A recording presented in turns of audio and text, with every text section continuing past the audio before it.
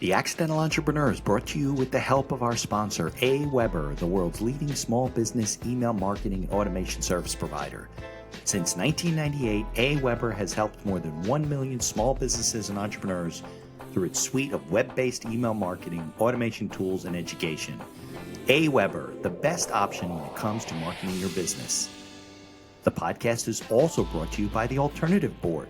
Since 1989, the Alternative Board, or TAB, has been one of the leading peer advisory and business coaching organizations for independent business owners and CEOs across the world.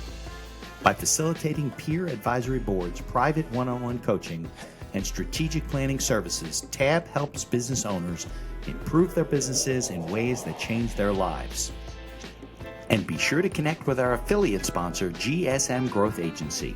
They're boosting e-commerce businesses to 6 and 7 figures in revenue and cover everything from ads and social media influencers to making your website better. GSM Growth Agency focuses on taking businesses from startup success to bigger success, going above and beyond to make sure growth sticks around. They're all about cool ideas, lasting partnerships, and making your mark in the e-commerce world. And be sure to support the podcast by ordering some logo merchandise from our online store.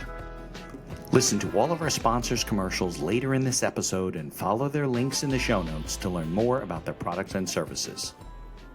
All right. Welcome, everybody, back to another episode of the podcast. I have a repeat guest today. Jason will be on the microphone soon. I think, Jason, you're the second guest I've had on before. But anyway, if you are listening on your favorite directory, please leave us a 5-star review. If you're watching us on YouTube, like the channel, subscribe, and keep us connecting with all kinds of great people, including our good friend Jason. So let's get on with today's show. The information provided in these episodes is for entertainment purposes only. It is not a guarantee of success or to be construed as advice of any kind. You should always seek advice from local licensed professionals before making any decisions. The dictionary defines an entrepreneur as a person who organizes and manages any enterprise, especially a business, usually with considerable initiative and risk. People often start a business without much choice, perhaps due to a job loss or just being dissatisfied at work, and they come up with an idea they just know can be successful. They become entrepreneurs by accident. That is to say, their success or failure happens by accident, not with intention. My name is Mitch Beinhacker. I'm a corporate attorney and a business advisor. You're listening to The Accidental Entrepreneur, my podcast about how to achieve success on purpose, not by accident. Join me along with our monthly guests, where we share our knowledge and help you get a hold of your business. And now on to today's episode. All right, Jason. So I think last time we did this, we were just on Zoom. Now I can play the sponsors and the commercials. Really very professional. It's very exciting. So fancy. Fancy. I love it. Exactly. Okay. So let's catch up. So yeah, I think Jack Killian was my first guest. He was like my 100th guest. And unfortunately, like 2 years ago, a year and a half ago, he passed away. And I think, I could be wrong, but I'm pretty sure you're the only guest I've had back on the show. Not that I shouldn't do that, but we connected and I'm like, what's going on? You're like, oh, I wrote like 27 books. I'm like, oh, great. Let's come back on the show. So why don't you catch me up on like where you are with everything that you're doing? And I know you sent me the book covers. I don't know anything about the book, so maybe you can catch me up on all that stuff. Yeah, no, it's been a lot. There's always stuff going on. It's in that mode of being an accidental entrepreneur myself, which is why I think it's fascinating, and I love your show and the concept. I also see it a lot with some of my clients too. And then what's that evolution look like? And so my first book that I published was in 2020. It was Selling with Authentic Persuasion: Transform from Order Taker to Quota Breaker. Right. And it was quite the process writing the first book, as you know, in writing your book, which I absolutely love, about not getting sued. And then since then, I've written a series of ebooks that I've published through Amazon, through Kindle. And then I have a book called Reasons Not to Focus on the Sales Experience. which I co-authored with a friend of mine, Nick Glimsdahl. And that's a great book because the punchline for anyone listening or watching, there are no reasons not to focus on the sales experience. And so that's all you should focus on in this day and age. And we can talk about that because it's really the important part for a lot of sales teams and companies to understand is Sure. all that matters is the sales experience, not the product, not the price, not all that other stuff. And there's so many reasons why that's now the case, even more so than when we spoke last on the podcast. And then I have contributing author for 2 other books, Voices for Leadership, Volume 1 and 2. And that was fun to be a part of a compilation book with a bunch of other authors and, kind of compile all of that on leadership and various topics for that. Yeah. All right. So I don't have a lot of salespeople on the show. You're like one of the few that I've had because I think it's so important, right? I grew up in a sales environment. My dad was an insurance salesman, which, in all, I mean, they have some of the best sales training. And I know you've done that for insurance agencies and stuff because it's mostly the hardest stuff to sell. Like nobody wants to buy, life insurance. Life insurance is not bought. It's sold. It's basically a decision out of love for someone else because it's not benefiting you. And it's usually more costly than you want it to be. And you got all kinds of things you want to spend your money on. So nobody wants to do it. So I've been to all of the national conferences and $1 Million Round Table and all those kind of stuff where you see these people that are in your world that are just, unbelievable with the stories that they share and the motivation and stuff. But, I always felt that your approach to the process is, makes a lot of sense. I mean, I think a lot of people get involved in sales and they're nervous about it and they don't feel like they're authentic, like they're not authentic. I mean, they're just, out of nervous. I don't think people do it intentionally, but people just see through you and then they don't even buy what you're saying. So, I don't know how your feeling is about that. And maybe you can also work in some of the other stuff from the other books that you put out. Well, and here's the thing. Don't tell anyone. This is a secret just for you, Mitch. Don't tell your listeners. I'm not a salesperson either, and I don't like salespeople. But don't tell anyone else because that's kind of awkward. Yeah, since exactly. That's what I do. And the reason why I say that, in fact, when I talk to companies, sometimes they ask me, I was like, I'm not a salesperson. And they're just like, whoa, what do you mean? I thought we were hiring like a sales trainer and a sales expert. I was like, I am. But it's not because I was a natural born salesperson. In fact, I don't like salespeople. The classic old school gross salespeople, the boiler room, Wolf of Wall Street, the Glenn Gary, Glenn Ross sales people. Guys. And, no, and what I'm going to say, and this is, I think, pretty accurate, but nobody likes them.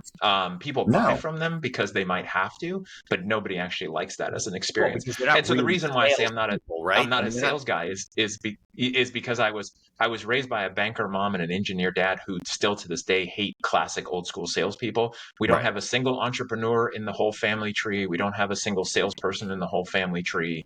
Like that I wasn't raised that way. And in fact, for anyone knows the background, which I won't get into all of it, but like my bachelor's degree is in marine biology because I disliked people so much. I would rather stand on a boat surrounded by great white sharks, tagging sharks than dealing with people at 19, 20, 21 years old. Like that's where I wanted to be instead of people. And then life took me other ways. And then I found out I was pretty good with people. And then I learned how to sell on my own. I've never received a minute of sales training, like corporate sales training. I've never worked anywhere where they sat me down and said, here's how you sell. I figured it out. And then everyone hired me just assuming I knew what I was doing. And then I just kind of evolved and become an expert. And so it's really about, what works for me and then what are people really looking for, which is again not the smooth, slick, kind of sales pitch, but it's that experience that people are looking for now. Of course. Well, I think, sales is not about convincing people to do something they shouldn't be doing, like conning them into stuff or, bait and switch or convincing them to buy some car that's not running well. And that's the way it's portrayed in the media, right? In terms of, real salespeople are people that help other people make good decisions with proper information, right? So because there's a lot of situations where you can't really make your own decision, right? You can do research, but the guy, if he's honest and he knows his product, who does this full time, is more of a resource to you, right? Than doing it on your own. And people even come to me for that, right? Look, I've been practicing law 32 years. But through a Google search, you're going to figure out what you need for your business or whatever. And you're going to be, you're going to have a peripheral understanding of it, kind of. But you can go on to, what is it? ChatGPT and write your own contract for your business. You'll have no idea why the paragraphs are in there. Like, you won't know. Right. And you won't know what's missing because you won't know what is out there. So, we still need professionals. And I think that, I don't know how it happened with you, but, I think maybe it was the thing of being good with people, right? And being honest and not being transparent. Like, all that stuff has come a long way from the 50s and 60s, Yeah. I think that's why I love the audience of your podcast and your focus in general on this accidental entrepreneur, which is really kind of, if you know Michael Gerber's book, Sure. The E-Myth Revisited, and his type of work, where most small businesses are started by a technician is generally what happens. And that technician is somebody like even yourself, like you practice law, law. Let me go into business for myself because I know Right. law, but I don't No know sales. I skills. don't know marketing. Right. I don't know accounting. Business I don't know development, bookkeeping. right, I don't know exactly. HR. Like, there's all the other parts of business that are difficult, which is why most small businesses fail, because somebody's like, oh, I do web design. Let me just go start my own business. I can make all the money instead of getting paid a salary. And they have no And then clients. there's so much to it that people don't realize.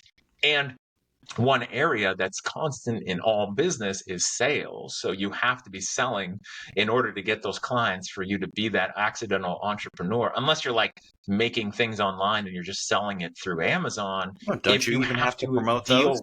Yeah. I mean, Yeah, maybe you it's have not to promote those, selling, so you have right? to be good at marketing. Yeah, maybe Yeah, it's more always marketing marketing, than always selling. selling. Right, exactly. Well, Yeah. I think that, and if you take professionals specifically, right, it's Mhm. hard for anyone else. Like, it's hard for me as a lawyer or a doctor, or whatever, to hire someone else to do business development for me. Like, some of that's not even ethical, but it's hard to, you got to do it yourself, and you don't get any training. We don't have, like, what's a good example? Like, in the insurance business, my dad, right?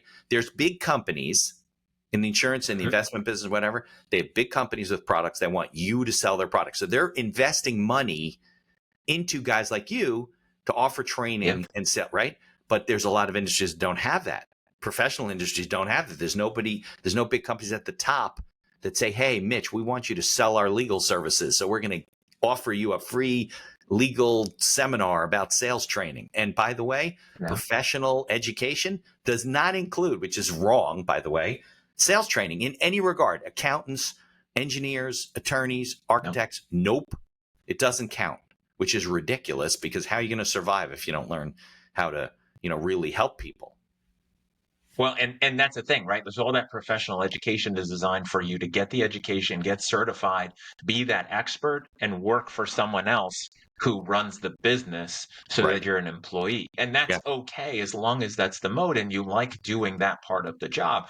The challenge is, again, the intersection of where someone becomes an accidental entrepreneur or an intentional entrepreneur, as Michael Gerber refers to it as an entrepreneurial spasm, where they think I could just do this on my own because I'm really great at accounting. And then all these other factors come in. And so what's fascinating and fun for me that I actually really love is working with that group as well. Like, not just big companies think, oh, just go find big clients and all this stuff. That's okay, but they usually they're set in their ways and they think they know everything.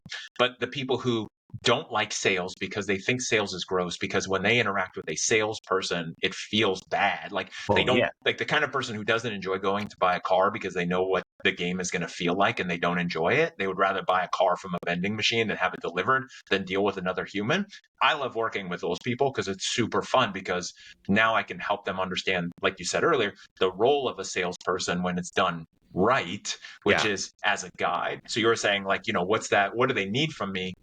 As any of the entrepreneurs listening, anybody that's in sales, even if you work for a company, but customers now, potential customers, they're looking for one thing, which is they want to make the right decision and they need a guide. Because like you said, ChatGPT, online, we all have unlimited resources to find out information and any knowledge we want, right? Like, we can look up anything. I can answer any question. I can solve any problem I want by looking things up online as fast as possible. Right. However, if I have to talk to you, like even like your example, like you, right? And we've talked about stuff before where I've called you and I said, I have this situation. What do you think?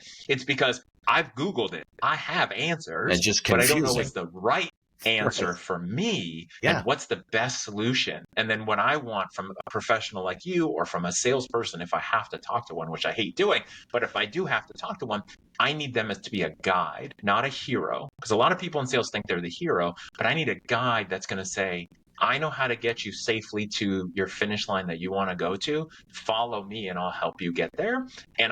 I'm going to, it's all about you, but I have the right path up the mountain, and follow me. And that's what all of your customers are looking for right now. Yeah, absolutely. Absolutely. All right. So I saw from the book covers that you sent me, a lot of your stuff is about teams now, right? And little bit about leadership and things like that. So maybe you Yep. want to, I always, leadership's always a really good topic when it comes to this stuff, because I think a lot of small business owners don't think leadership like applies to them. They think, well, leadership applies at J&J or, Microsoft or whatever big companies you're at. But it's more important when you have a smaller organization, right? It is. It is. And it's a couple of things. And I'm just going to throw this out there, and then, we can talk about more. It is in my first book that came out. I have a chapter on this as well. But one thing to keep in mind is that sales is leadership and leadership is sales. And so here's what I mean is when you're a sales professional, and I mean professional, like not just like somebody who's just doing transactional stuff and you're just trying to make money and you Right. don't really care what happens to people. But when you're an actual professional that actually cares about people, then you're a leader of them, meaning like what I was talking about as a guide. So you should set the pace and you find out what they need, and then you're going to lead them there. And here's the difference, right? So there's a difference between leadership and management. Management is pushing. Management, especially micromanagement, like which we all really dislike. Yeah. Management is pushing. I have a goal. I have a task that needs to be accomplished. I'm going to push you until you get that task done, right? I'm going to manage this task until it gets done. Leadership is pulling. So leadership is, here's the vision, here's the mission, here's the destination.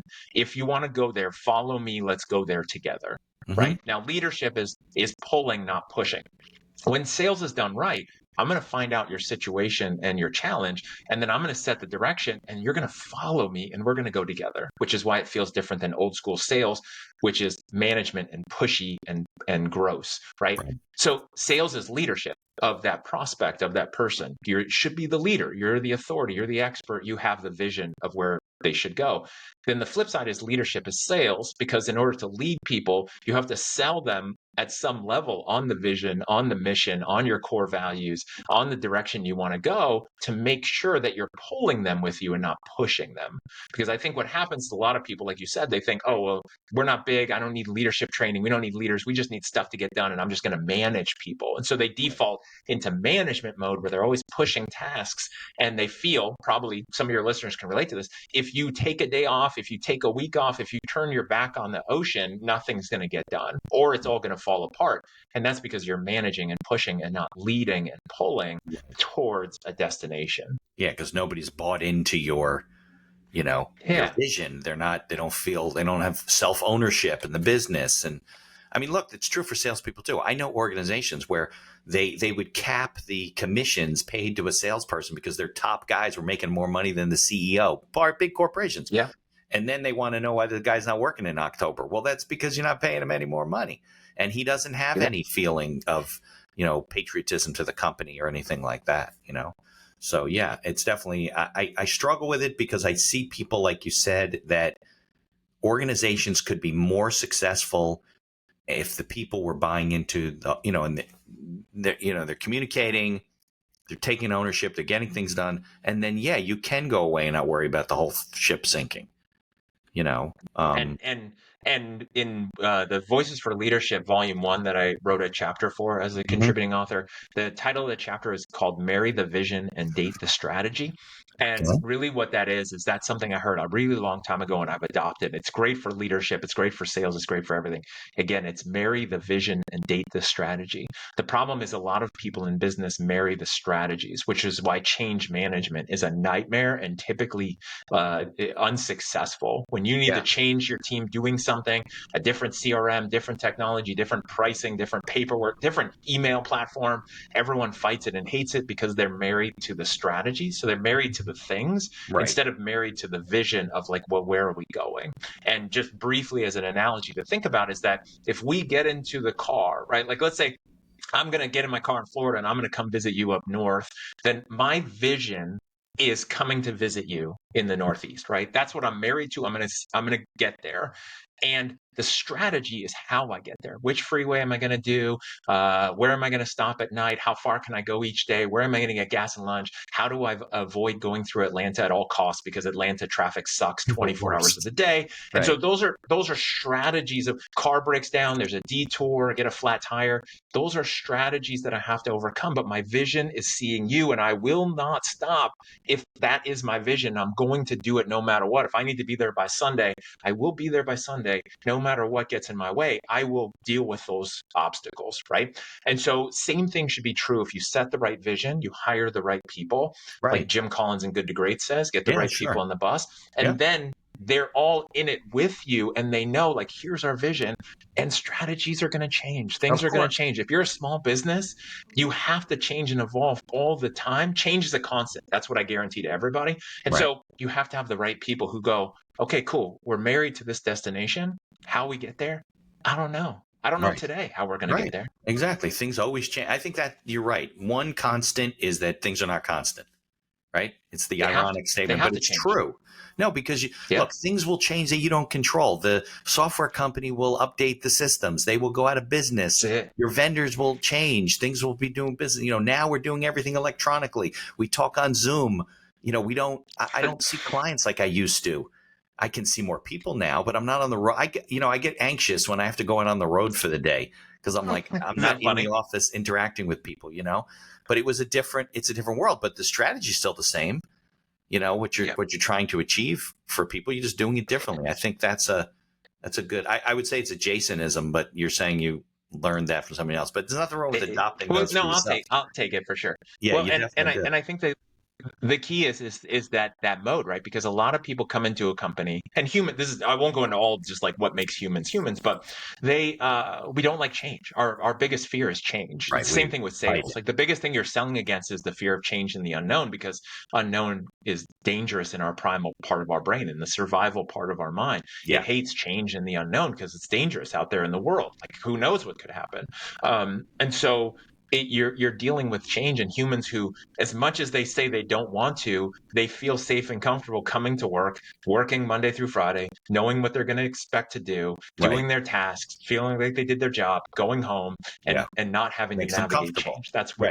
That's what everyone would like. It's comfortable and it's easy. But you can't do that as a small business, and you can't do it as a large business. It's why you see big companies get to a point where they start to fall apart and they lose market share because they've gotten so big and so stuck they can't change and evolve. And at that moment, somebody else is going to come eat their lunch for them. And so somebody else is coming anyway, right? So if the market isn't changing and the customer's tastes and desire for how they want to buy isn't changing, you have other people who are going to make it. They're going to come and try to do what you do better anyway. And then so you have to always be evolving and changing. And that's something you actually have to make clear with your team is like, here's what we're married to. Here's what we're dating. Here's our mission. Here's what we're going to do. And we're all in this together. And we just got to play this game.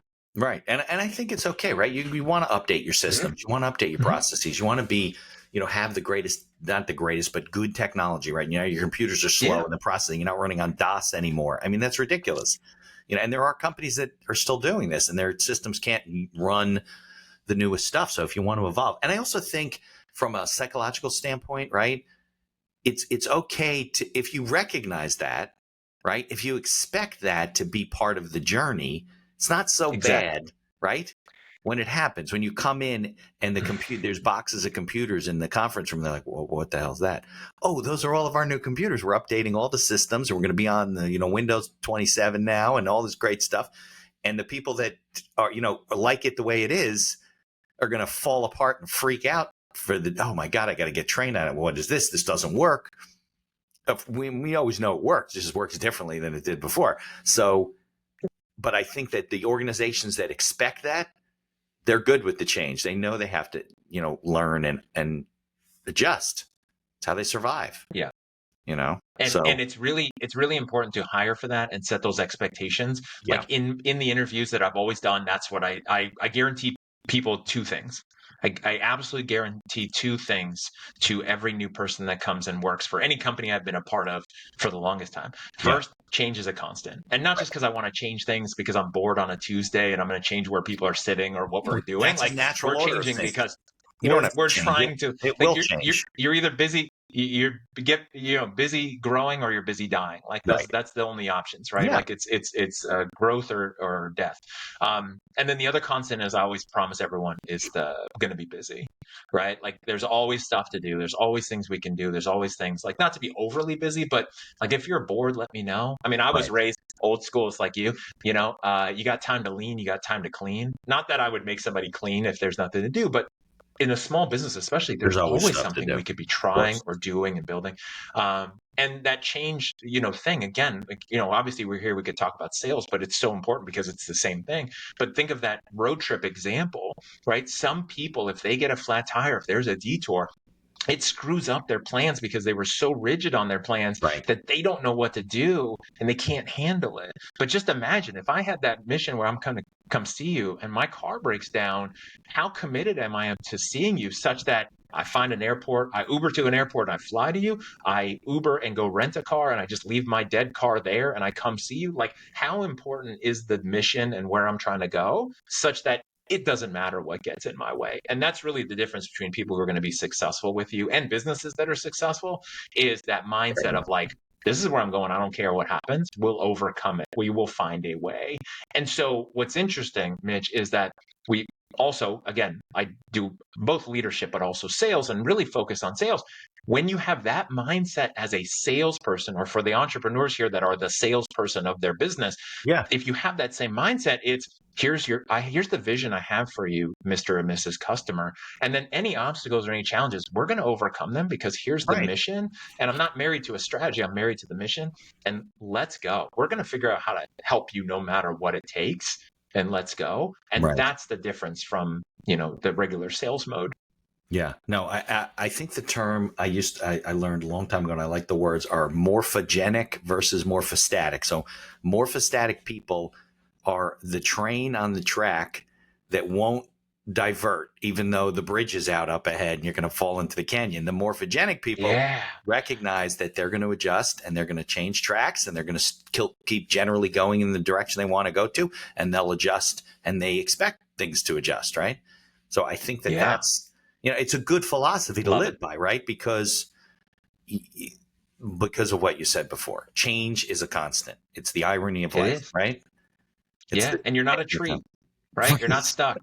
Yeah, exactly. Even those move sometimes when they don't want to. All right, why don't we take a small break for commercials, and then we'll both be on screen, but I'll mute us down, and then we will come back and talk more about sales. And because you told me now you're doing some stuff in the retail industry, which is a very different sales experience for the people. So let's do that. Let's take a break, and we'll come back.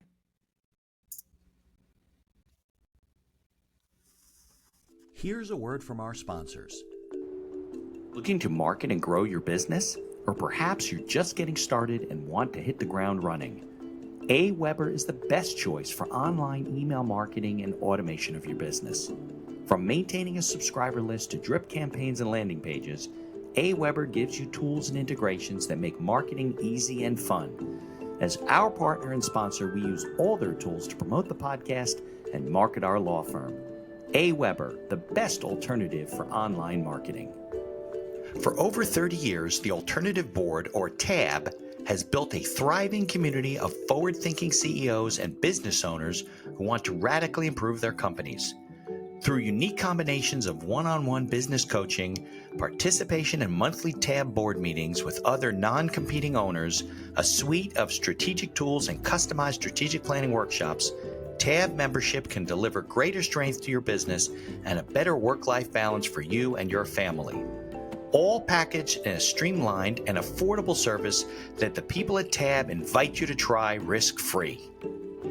Are you struggling with managing advertising due to a lack of time or expertise? Perhaps you're facing challenges in scaling ads for your store. Are you feeling lost when strategies have no success?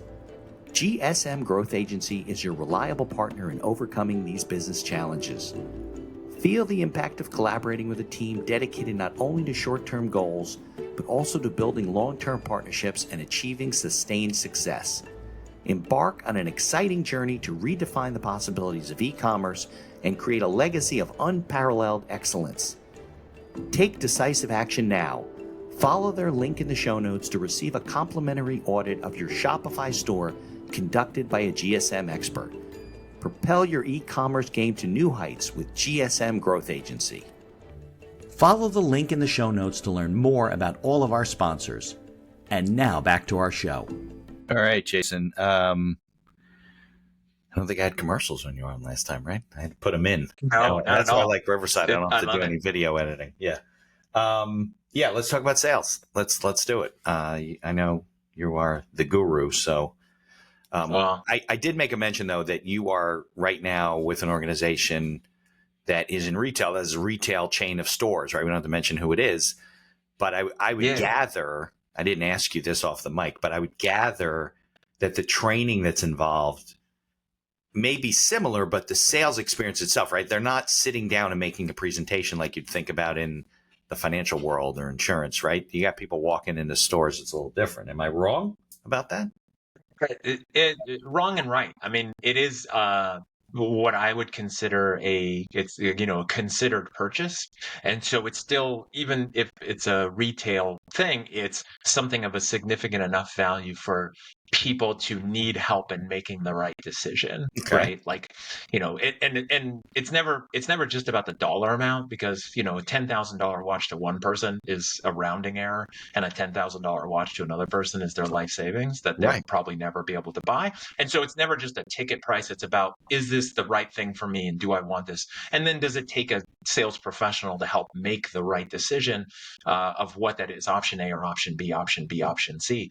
And so for that, it's involved with, there's people that come in, but there's appointments, and it's definitely a structured kind of presentation demo. What's interesting is that my whole background prior to consulting was business to consumer telesales, tele-enrollment. So people in financial challenges, financial struggles of various categories, and me building and running teams of people who were enrolling consumers over the phone into, let's say, debt relief services or different things like that, right? Different consumer services, sometimes professional services. And then as a consultant, because it was referrals and marketing and conferences and all kinds of things, then what happens, I have a wide range of clients. In fact, at one point, early pandemic, I had a client that was a retail chain of furniture stores in the Midwest. And so that, plus this current experience with this retail experience I have, is fascinating, because for me, for 22 years, I have never sold anything that was a physical product, only services. And I've never worked retail and sold in a retail environment where I'm selling face-to-face to consumers. Now, I have had clients and I've had experiences where I'm in a trade show booth selling business to business, or helping clients learn how to master their effectiveness in a conference booth, selling face-to-face B2B, but never standing in a store selling to consumers, and never a physical, tangible product where I can say, here, touch this and feel this. And so it's super interesting.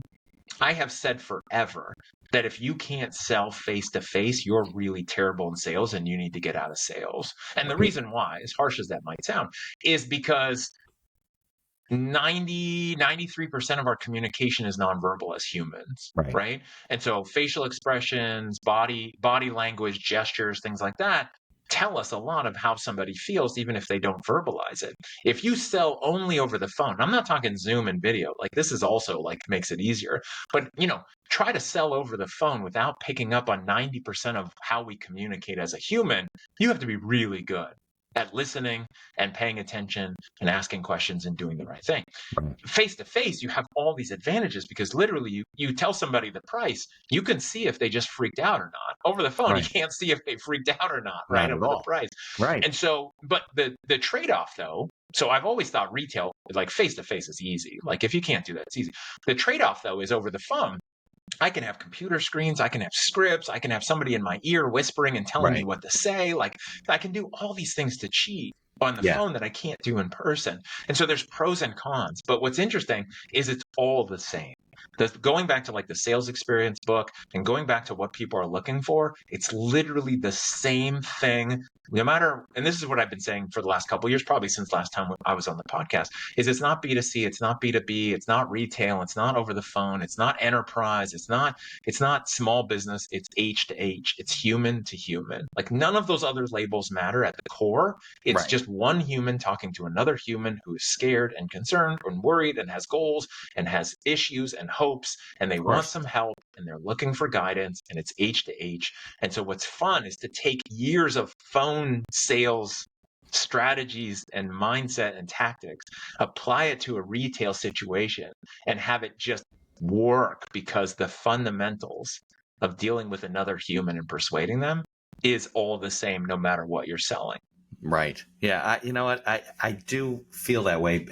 Coming from a sales background, when I go into, I think you used furniture as an example. You go and you're buying a new couch or something. If somebody came up to me and was more, you know, just ask me questions about what, welcome to our store. Before I show you around, why don't you tell me like what's important to you about what you're looking for? And then you can ask them, well, what's your budget? Let me see if that kind of a thing is going to fit within your budget. And let me, but sometimes, like you said, human to human, you need that like connection, right? So then they trust you a little bit and say, you know what, Jason seems like Yeah. a nice guy.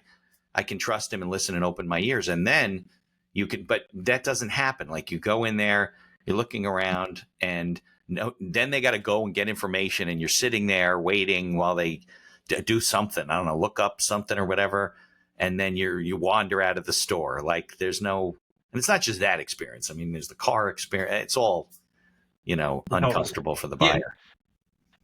And that's the when I had the retail furniture client years ago, it was the big thing that she said. She's like, here's the challenge. We have two modes. One is we have the usually the younger retail person that has no idea what they're doing. So if Right. you can find somebody, that's great, but they're probably just an order taker. Or you have the classic short sleeve button up tie sales guy, right? Which is Yeah. now just going to sell you whatever he's going to get the biggest bonus on. And it doesn't matter what you want, because he knows what he's going to try to sell you, right? And Yeah. so those are the ends of the spectrum with the experience. And that's not what people want. Again, I said it as a passing comment and a joke, but it's 100% true. People dislike salespeople so much, they would rather buy a car from a vending machine to get delivered on a truck than have to go into a dealership to deal with people if they have another choice. Oh, buying Everything is a cars. commodity. Yeah. Huh? Buying cars is the worst consumer It is. experience ever. It is. And you and I come from this world. I'm fine going, talking to salespeople, whatever. I just feel like there's four people reaching into my pocket. They're hiding things because they don't want to tell you the truth about this, this, and this. They come back with they go back behind that magic wall of glass. I don't even know if they say anything. They talk about it. They come back It's out. all They give you games. the price. Then you're trying to evaluate, well, could I have gotten it better, or what's included in that? And then you sit down and then you go to the next stage, which is the financial people with this paperwork that you don't even understand or have time to read, which I've read before after the fact, because you can't really read it there. The things that are in these things that you're signing are unbelievably onerous. Like they could swap out your car before you come and pick it up. I mean, it's just crazy. Talk about an industry that needs some regulation and certainly sales training. 100%.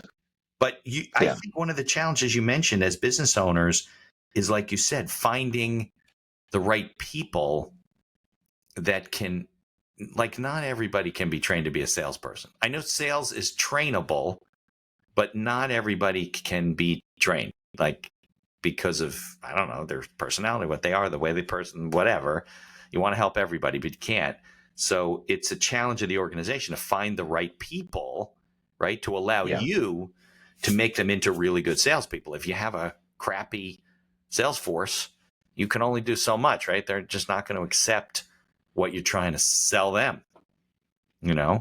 So is that a challenge? And it's really It's so tough. And one of the Yes. biggest things I help a small business clients with, and not even small, it's the micro and or fledgling business size, right? Right. Like the solopreneur growing, or the person who's the owner is doing everything and the chief salesperson. They've tried hiring other salespeople. It never works Very for frustrated, right? reasons, right? So many reasons, usually because they're abdicating and not delegating, and they're Right. not training. They hire someone, they say, oh, you're really good at sales, go sell my product. And then that person sells it how they want to, not how the owner sells it, and it just doesn't work. And then they like hired and fired and hired and fired, and they're just tired of salespeople and they don't know what to do. Right. And so usually, like, if they can get me involved before just totally giving up on everything, we'll figure out the best plan, build some strategies, build some training. And then also the key is, like you said, is hiring the right people and knowing there's different kinds of people that you want depending on what you can afford in the stage of your company and your energy, right? Like there's the classic experienced salesperson. They're going to do it their way. There's the new salesperson who doesn't know what they're doing, but you can Right. mold them, but that's Right. expensive and it's going to take a lot of time. Make it The leave experienced and right. salesperson is Exactly. expensive from day one, and you don't know what Turnover. you're going to get. Of course. And so, what kind of person are you looking for? What are you going to dedicate to them? And then really for me, and this is what I help a lot of companies with too, is the recruiting process is not as easy and simple as people try to make it, because what you're looking for is that mindset. You want the kind of person that is going to be a part of your mission. And then also, like, I have what I call 5 sales success traits. The first 2 being openness and curiosity. Because if someone's open and curious, they'll learn everything that they need to learn Right. if you teach them, and you know how to teach them. And so, how do you build a recruiting and an interview process that looks for openness and curiosity? Because I had a friend a long time ago. He was a chiropractor, and he would hire people. He's like, hire the smile, train the skill, which means hire the attitude and hire the mindset. And then I can teach you anything. I can teach you the job. The Yeah. job is easy for the right person who wants to learn it. Yeah. But the problem is, a lot of companies, small business owners, they don't know better, or they're just technical and they think, oh, I need someone who's also technical, so I'm going to hire someone who knows sales. But if you have a closed-minded salesperson, they are dangerous. They're terrible for your organization. Yeah. And so you actually want the inverse. Is I want someone who's open-minded and curious, with some experience talking to other people in a business. Could be retail, could be something, and then I'll give you the rest. Yeah, I think a lot of business owners don't really take the time to learn what their sales process should be. So they bring you in, right? You're a independent, because there are industries, right, that have independent reps. These guys work for multiple companies. They get 1099s around. They're hired guns, right? You hire these guys, and then you're like, well, why aren't they selling anything? Because you don't just assume that because they're salespeople that they can sell what you have to offer. No. You got to have a process that you can not manage, but you can you can measure. That's the word I'm thinking of, right? You have no metrics to measure everything, and then people are scratching their heads. And look, there's a lot of times I don't know how you feel about it, that the business owner should not be doing the sales. They maybe some of it at some point, but it gets to the point where they should be supporting the salespeople and supporting the business development process and supporting the marketing and that's going on, but not the guy knocking on the door. That's not the E-Myth, No, and at some point, that small business owner, entrepreneur has to evolve, right? And if this was a battlefield, they have to become a general that has an overview of the whole battlefield, and they're using and leveraging all their resources, right? They can't try to be a general winning the war while also on the battlefield with a gun in their hand, right? Like, that doesn't work. You can't do both, because you can't be everywhere at once. And so you just can't, right? You can't be a coach and a player. You can't run on the field every time the team needs to score, because you know how to do it best, right? Coaches and players, they've tried it. Yeah. And it's really tough, right? And so you have to do that. And here's one of the biggest challenges I see, Mitch, is with an entrepreneur who started a business for a good reason, because it's a problem they want to solve in the world. Hopefully a problem they solve for themselves, and they know how to do it for other people. They're passionate about it. They're excited about it. They live it. They live it all the time. They've put in their 10,000 hours. They love it. They live it. They grind it. They think about it. They can't stop thinking about it all the time. And so when they interact with a potential customer, the passion and the experience and the title of CEO founder goes so far to make up for sales experience that you will close lots of deals as a founding entrepreneur. It's how Right. it works. Yeah. The business card alone that says CEO will close deals Right. because people Because are it like, brings okay, you you're the man, credibility. you're Right. the woman. Of I'm course. going to buy from you because you know what you're talking about. Right. The moment you hire someone else who doesn't care about your baby the way you care, doesn't have your title, hasn't invested the years it's taken for you to get to this point, you can no longer just assume that person's going to sell like you sell because they are missing the vital things that make you effective. Even if you're a terrible salesperson that hates salespeople, you Yeah. can sell on passion alone all day long, right? But no one else can leverage your passion, so they actually have to know what they're doing, which is where I'll usually help CEO founders. We will reverse engineer what they actually say and do in the sales process, and then build that into a model that others can follow. Right. So because your authenticity, right? That's where you started. Authentic persuasion comes through as the owner. Like, it's easy for me as the lawyer, right? I don't have to sell to people. I counsel them. Yep. That's what it is. But I do have to market and close deals and whatever. It's just a different experience. If I had somebody doing it for me, I mean, look, I've had people doing it for me and they didn't do it as well as they're having trouble closing deals because they're not willing to ask for let me send you a retainer. Here's our fee. And, they're afraid to talk about it, whatever it is. And it makes, maybe not always purposefully, right? But it makes the person on the other side of the table even subconsciously feel uncomfortable. Like, they're not even sure why. They're just like, there's something about this. And I've known salespeople that were so good. And I use that word, let's put good in quotes, okay? Because I'm not sure what good is these days. But there's been some guys I've known in the insurance business, for example, because I've met some of the top salespeople in the world because of my dad when he used to take me to these places, and guys making millions of dollars a year in sales, whatever. Some of these guys, I would talk to their clients after because I would do legal work for them. They would say, I don't know what it is, but when I'm with Jason and I'm in that room, I feel like I can buy anything. And then they come out and the fog clears sometimes and they're like, well, what did I just do? Like, what just happened? And they're just so persuasive. I'm not saying they're authentic, and I'm not saying that's necessarily good. And I don't know how often it sticks. Some of those guys just keep going and keep going and keep going and keep going, and they make sales anyway.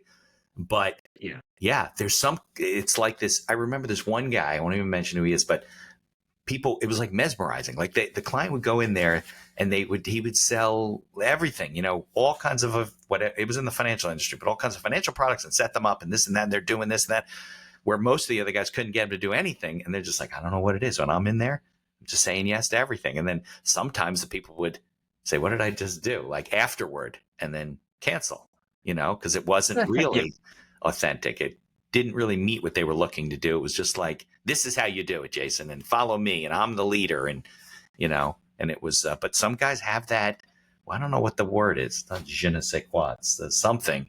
But it is, right? So it's that it's that mix of the charisma and the energy and the vibe and saying the right things. Some of it comes down to NLP, which either verges on or completely crosses the line into manipulation, because they're going for what they're going for and they see that as sales. And my job is to talk everyone into everything. Right. That's and not then, what their hopefully job is. they don't cancel. Right. And that's when you're doing it wrong. And that's when you're leaving a bad impression, because, well, again, in the moment, it might sound good, right? Like, if you watching an infomercial, you're like, this is amazing, I'm going to buy this. And then, like, a month later, you're like, this sucked. Why did I buy this? Right. Because this is, not what I wanted. And I just got excited. Like, that's not what you want to leave your customers like. And the problem is so one of those salespeople, let's say insurance, using that, or financial services, retail, car sales, anything like that, that happens to a customer once. That customer now thinks and has to be worried about that in all environments in that industry. Right. It can. Like, I got burned once at car sales. Now every time I go, I have to worry about it, which then makes it harder for everyone else who might actually be doing things in a different way. Makes it harder because now everyone's had that person's had that bad experience. They've been burned, right? They touch the stove, it's hot. I'm never touching the stove again. I'm only going to use the microwave for the rest of my life. Yeah. And now it's really hard to sell that person things that they actually could use. Yeah. No, that's a good point. If you care about your fellow salespeople and you care about your industry, you really. But the guys are doing that. They don't care, and they make enough sales, Jason, that they don't. It's a numbers game to them, right? So they know, well, look, people are going to fall off. I'm just going to get one to replace them, and they're not really servicing the people. They don't go back, and follow up or anything because they don't really make any money doing that. And, and really it was a bad experience. Look, my comments about, buying a car, definitely when I was younger, my first experiences were terrible. And my experiences when I was with my dad and he's buying a car were terrible. And I continue to, feel that way. I have a client of mine who's got a used car lot, and we buy most of our cars that way. We lease some cars or whatever, but I never feel like it's an emasculating experience with him. I know what business he's in and he's trying to do whatever, but I go in there, I say, listen, this is what I want. He finds the thing, paperwork together. He said, come by tomorrow afternoon. I'll have it ready for you. And I don't have to go through the whole thing about, well, what do you think about this? Or I don't know if we're going to give you that for this or whatever. It's just all, and I trust him now. I don't really ask because I'm fine as long as the payment and whatever.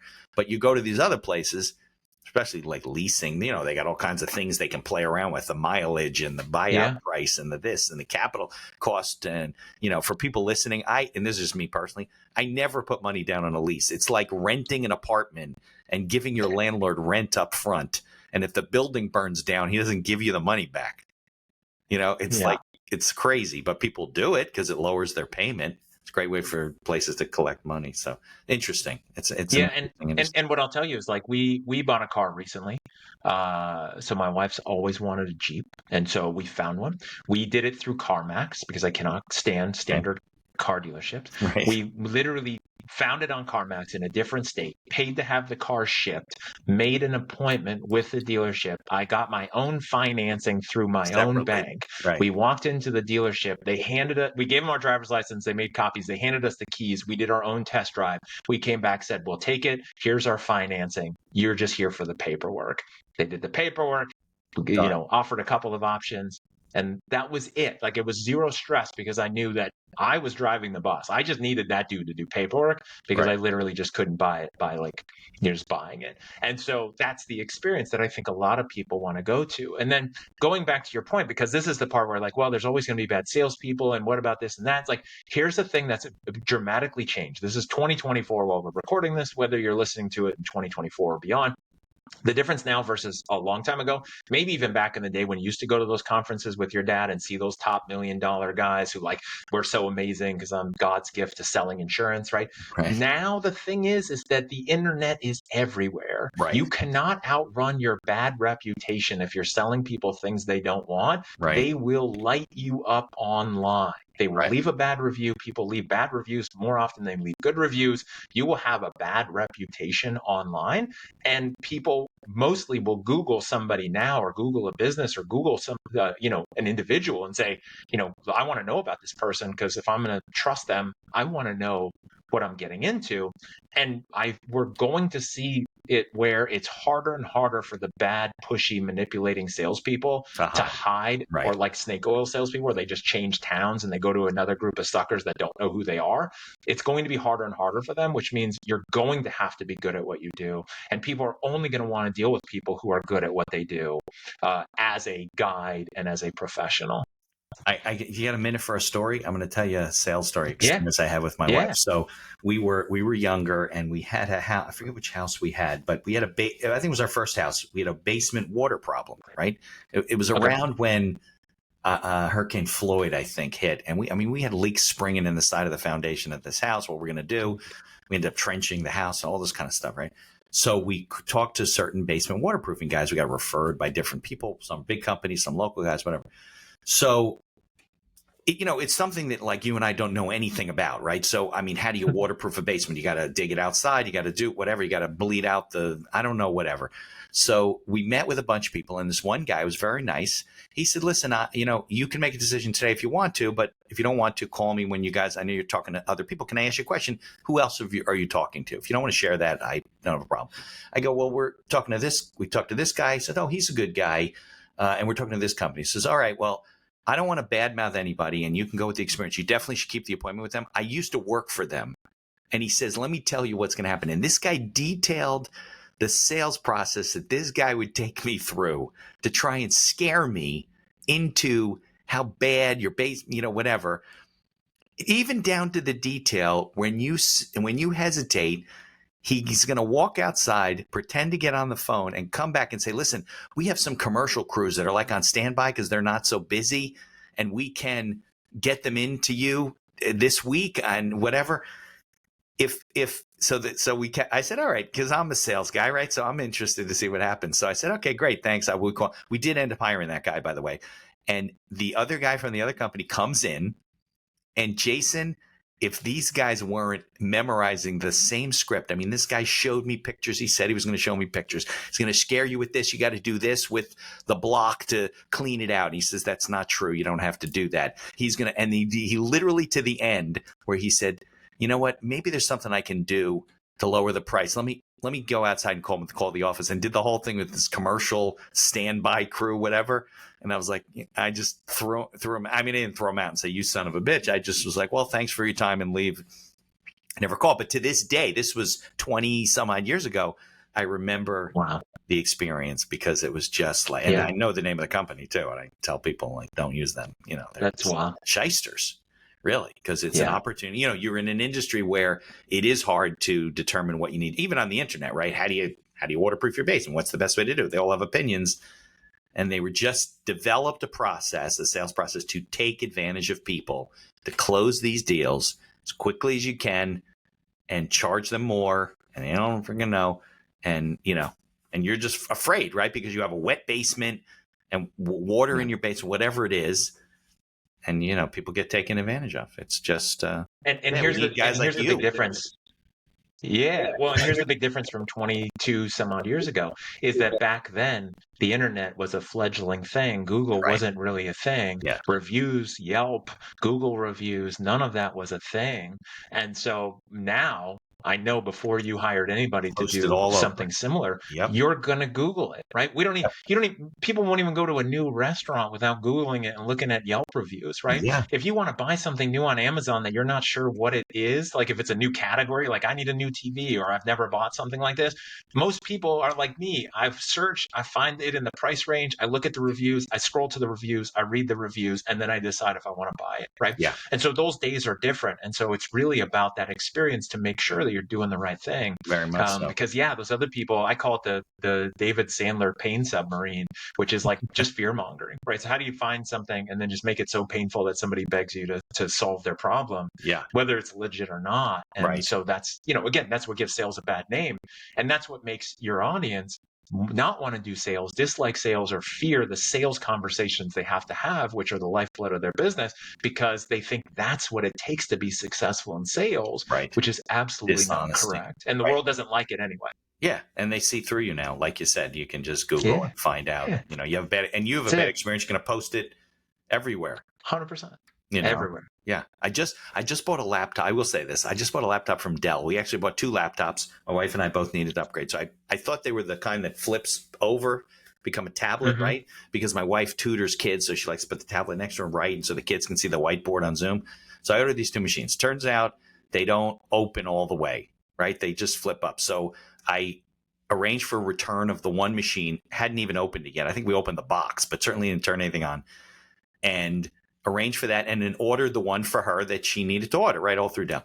I get an email back, well, you know, we just want to confirm with you that we'll take back the machine, but we have a 15% restocking fee, which on a, $800 unit is $120 or something? So I write back, I said, absolutely not. I'm not paying a restocking fee for you to reseal the box. You're going to look at stuff, repackage it, and then sell it to someone else because it's a brand new unit, and I got to pay to send it back to you. I don't even want to pay the shipping back.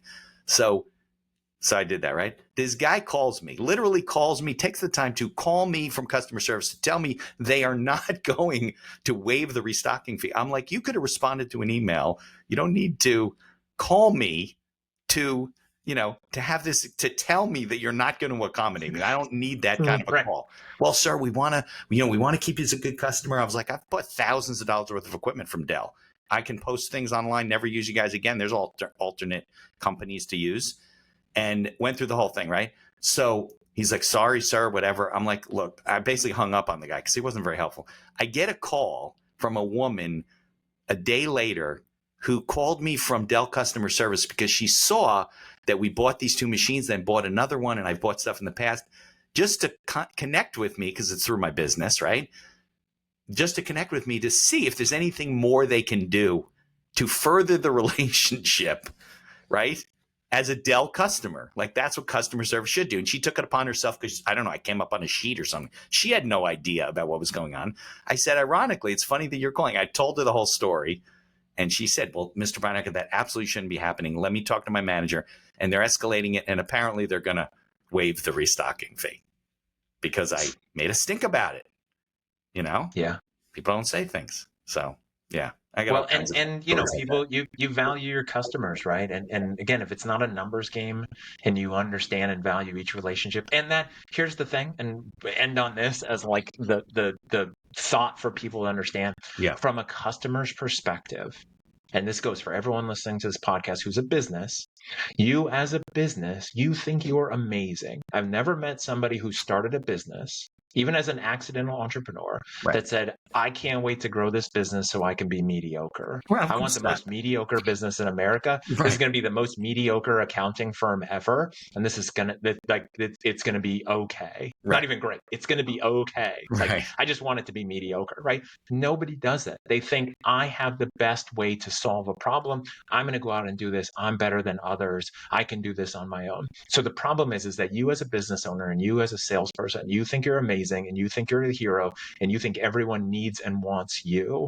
From the customer perspective, in 2024, we now view everything as a commodity and everything is replaceable, and there's no brand loyalty other than Apple. If you want an iPhone, Apple is the only brand and company out there where you do not have a choice. If you want an iPhone, it's Apple. If you want a smartphone, there's unlimited choices. If you want a car, there's unlimited choices. Same thing with law firms and lawyers and accountants and anything like that. And so everything is a commodity. So from a customer perspective, if they don't get the experience they want, right? This is why I wrote the book about the sales experience. But like your Dell story, if the customer doesn't get what the experience they want, they will go somewhere else because in their mind, everything is a commodity and replaceable. You've used Dell forever. You don't like this experience. If they don't resolve this, there's a ton of other computer companies out there. That relationship means nothing to you, even as a lifelong Dell user. It doesn't matter. And so remember this for people listening and watching this, is your customers do not care how special you are. They only care about themselves, the problem they're trying to solve. And your goal is to help solve that problem and give them the experience they're looking for, again, versus all the other stuff we've been talking about not doing. And once you do that, then the rest is easy. Awesome. All right. So we will put the link in the show notes, but all the books are available, right? Either in e-format or hard copy on Amazon, right? People can find you on LinkedIn, connect with you. And so you got to come back maybe in 2 years for a third show. Sounds good. All right. I'm excited. Jason. Thank you for listening to this episode of The Accidental Entrepreneur. Opening and closing music written and performed by Howie Moskovich and made to order music. For information about Howie and his music services, please follow the link in our show notes. If you like the podcast, please tell others about us. You can find us on Apple Podcasts, on Amazon Music, Spotify, Google Podcasts, and most of the other podcast directories. If you like what you hear, please leave us a 5-star review and feel free to share our episodes on social media. If you have any questions or comments, ideas for the show, or you'd even like to appear as a guest, reach out to us by email at info@beineckerlaw.com. The Accidental Entrepreneur is hosted by Mitch Beinecker and produced by Beinecker Law. If you'd like to learn more about our business and legal services, you can find us on social media or visit our website at beineckerlaw.com. Thanks for listening, and be sure to subscribe to our feed to be notified of all future episodes.